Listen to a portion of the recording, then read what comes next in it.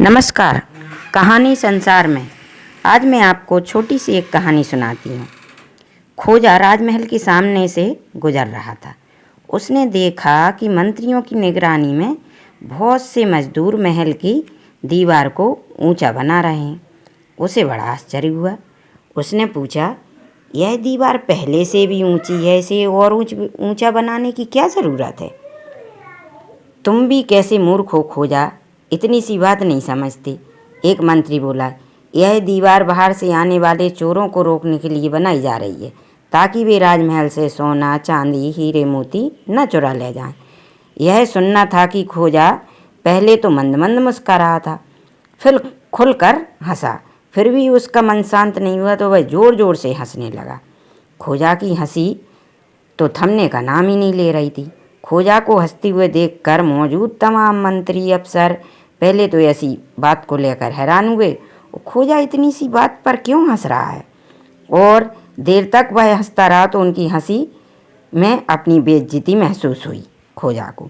वे खोजा का मुंह बंद करने का कोई उपाय सोचते कि इससे पहले मौजूद तमाम मजदूर भी देर से अपनी हंसी रोके हुए थे, खोजा को हंसी में शामिल हो गए। जब मजदूर भी हंसने लगे तो मंत्री और अफसर का पारा सातवें आसमान पर चढ़ गया।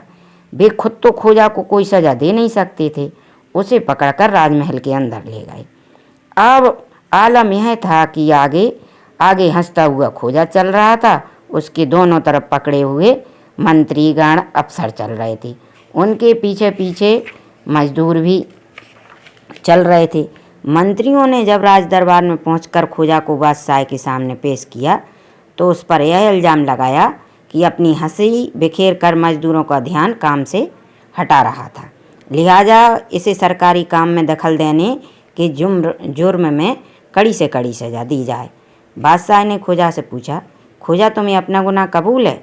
खोजा ने कहा, नहीं जहाँपनाह, गुनाह मैं नहीं, ये आपके मंत्री और अफसर कर रहे हैं। मैं तो इनकी मूर्खता पर हंस रहा था। यदि कोई सज़ा देनी लाजमी है तो इन्हें दीजिए। बादशाह की समझ में नहीं आया कि खोजा ने उसकी मंत्री और अफसर को कौन सा गुनाह करते देख लिया। उधर मंत्री और अफसर को भी यही दशा थी, उन्हें भी यह नहीं पता था कि वे कौन सा गुनाह कर रहे हैं। अपने जानते बूझते कि राजमहल की दीवार ऊंची करवा रहे थे। यह तो राजकार्य है, इसमें भला गुनाह वाली कौन सी बात है?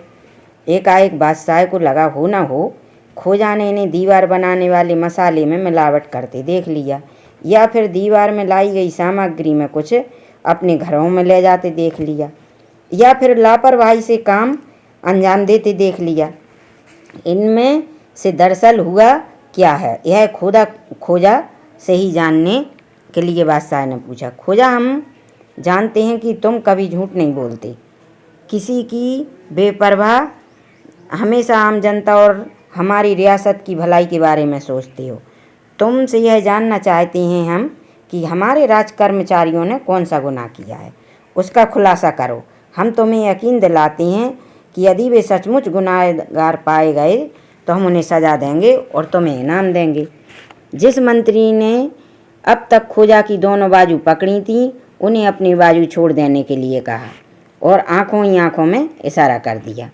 फिर बादशाह ने कहा, जहाँपनाह, मैं जब राजमहल के बाहर से गुजर रहा था तब मैंने देखा राजमहल की सुंदर दीवार ऊंची की जा रही। मैंने इसकी वजह जाननी चाहिए तो इन्होंने बताया कि चोरों को राजमहल में आने से रोकने के लिए ऐसा किया जा रहा है। यह तो हमें भी खबर है, पर इसमें हंसने वाली क्या बात हुई? बादशाह ने खोजा को टोका। मैं वही तो बताने जा रहा हूँ जहाँपनाह।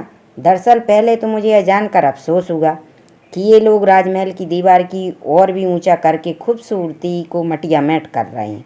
फिर यह सोचकर अफसोस किया कि दीवार की ऊंचाई और बढ़ जाने से आम लोग तो यही समझेंगे कि बादशाह ने उनके और अपने बीच और दूरी बढ़ा ली है। इससे आपकी शान में बेवजह गुस्ताखी होगी। ये दोनों बातें सोचकर मुझे अफसोस हुआ।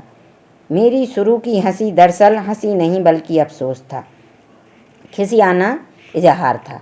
फिर भी जोर से इसलिए हंसा क्योंकि ठीक तभी मुझे आपके इन मंत्रियों और अफसरों की बेवकूफ़ी और गुनाह का ख्याल आ गया। वही तो हम जानना चाहते हैं खोजा कि तुम्हें इससे हमारे मंत्रियों और अफसरों की बेवकूफ़ी और गुनाह कहाँ से नज़र आ गई।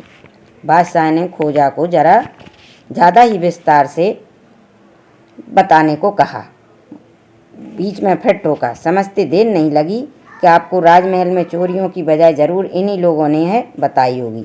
चोर दीवार फांद कर राजमहल में घुस आते हैं और चोरी कर ले जाते हैं, पर हकीकत यह नहीं है। माना कि दीवार ऊंची करने से बाहर के चोर राजमहल में नहीं घुस पाएंगे, लेकिन इससे राजमहल में चोरियां घटेंगी इसकी कोई गारंटी नहीं है। दरअसल चोर तो राजमहल के भीतर ही हैं, आपके आसपास हैं, बड़े बड़े ओहदों पर हैं। जब तक ये लोग जिस थाली में खाते हैं उसी में छेद करने की आदत नहीं छोड़ेंगे, जब तक राजमहल की चोरियां होती रहेंगी और आप जैसे बादशाह आम जनता को चोर समझकर महल की दीवारें ऊंची उठवाते रहेंगे। धन्यवाद।